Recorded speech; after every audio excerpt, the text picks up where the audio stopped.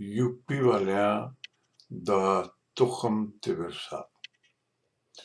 Canada ਦੇ ਪੰਜਾਬੀ ਸਿੱਖਾਂ, ਹਿੰਦੂਆਂ ਤੇ ਕੁਝ ਮੁਸਲਮਾਨਾਂ ਹਿੰਮਤ ਮਾਰ ਕੇ ਪੰਜਾਬੀ ਨੂੰ ਕੈਨੇਡਾ ਦੀ ਤੀਜੀ ਸਰਕਾਰੀ ਤੇ ਕੌਮੀ ਜ਼ਬਾਨ ਬਣਵਾਉਣ ਵਿੱਚ ਲਗਭਗ ਕਾਮਯਾਬੀ ਹਾਸਲ ਕਰ ਲਈ।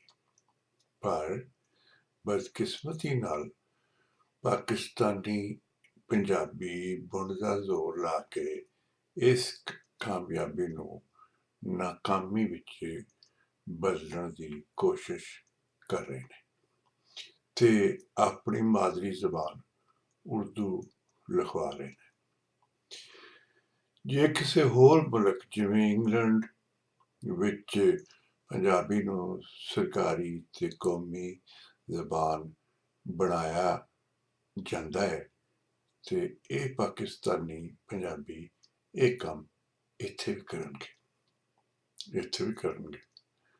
ਹੋਰ ਤੇ ਹੋਰ, ਕੱਲ ਜੇ ਪਾਕਿਸਤਾਨ ਵਿੱਚ ਪੰਜਾਬੀ ਨੂੰ ਕੌਮੀ ਤੇ ਸਰਕਾਰੀ ਜ਼ਬਾਨ ਬਣਾਇਆ ਜਾਂਦਾ ਤੇ ਇਸ ਦੇ ਖਿਲਾਫ ਉਰਦੂ ਦੇ ਹੱਕ ਵਿੱਚ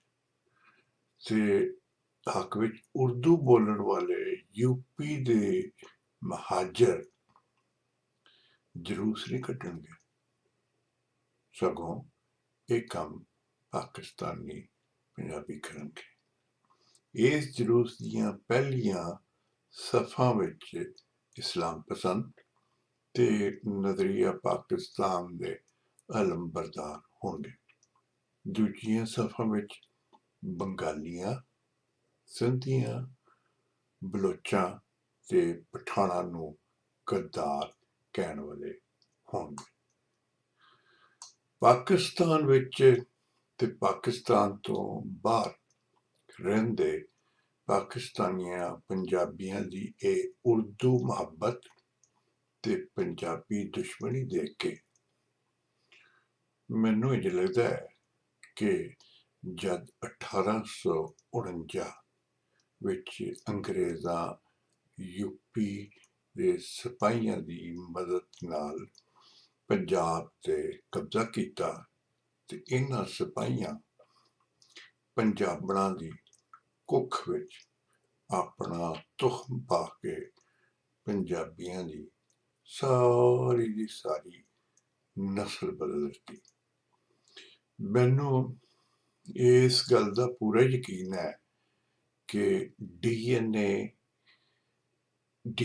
ਟੈਕਨੋਲੋਜੀ ਮੇਰੇ ਇਸ ਦਾਅਵੇ ਦੀ ਤਸਦੀਕ ਕਰੇਗੀ।